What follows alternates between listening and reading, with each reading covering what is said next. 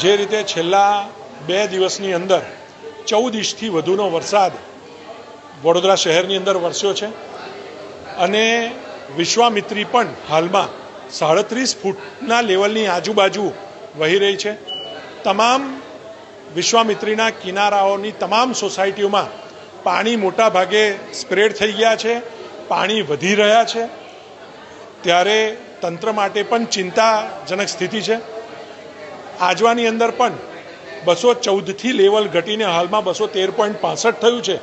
ત્યારે વડોદરા મહાનગરપાલિકાની સમગ્ર ટીમ, માન્ય મેયરશ્રી, ચેરમેનશ્રી, કમિશનરશ્રી અને એની સાથે તમામ ધારાસભ્યોએ એકમત થઈને નિર્ણય કર્યો છે કે આજવામાંથી નીકળતું 10,000 ક્યુસેક પાણી વિશ્વામિત્રીમાં આવતું રોકવા માટે તાત્કાલિક અસરથી વિશ્વામિત્રીનું પાણી ઘટાડવા માટે આજવાનું પાણી બંધ કરવામાં આવે।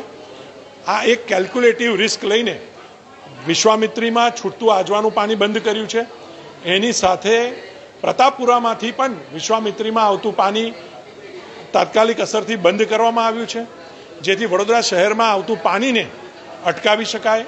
અને એના સિવાય વડોદરા શહેરમાં જ્યારે વિશ્વામિત્રી એક્ઝિટ કરે છે ત્યારે ઢાઢર નદી એને મળતી હોય છે, ત્યાં પણ પાણી ભેગા થવાના કારણે વિશ્વામિત્રીનું પાણી ઝડપથી બહાર નથી નીકળતું। ત્યારે ઢાઢરના અંદર પણ પાણીનો ફ્લો ઘટાડવા માટે દેવ ડેમને પણ સરકાર દ્વારા બંધ કરવામાં આવ્યો છે।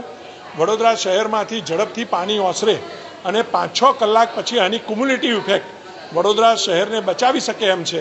ત્યારે વડોદરા મહાનગરપાલિકા, ગુજરાત સરકાર, માનનીય મુખ્યમંત્રી શ્રી ભૂપેન્દ્રભાઈ પટેલ સુધી રજૂઆત કરીને એમની મંજૂરીથી, એમના અધિકારીઓ સાથે લાંબી ચર્ચા કરીને એમની મંજૂરી લઈને આ તમામ નિર્ણય કરીને વડોદરા મહાનગરને બચાવવા માટે એક કેલ્ક્યુલેટિવ રિસ્ક અને એક ગણતરી સાથે આજે અમે તમામ પાણીનો ઇનફ્લો એટલે કે આજવા, પ્રતાપપુરા અને દેવ ડેમ તમામને તાત્કાલિક અસરથી બંધ કર્યા છે। જે રીતે છેલ્લા 2 દિવસની અંદર 5500થી વધુ નાગરિકોને કોર્પોરેશને સ્કૂલોમાં શિફ્ટ કર્યા છે।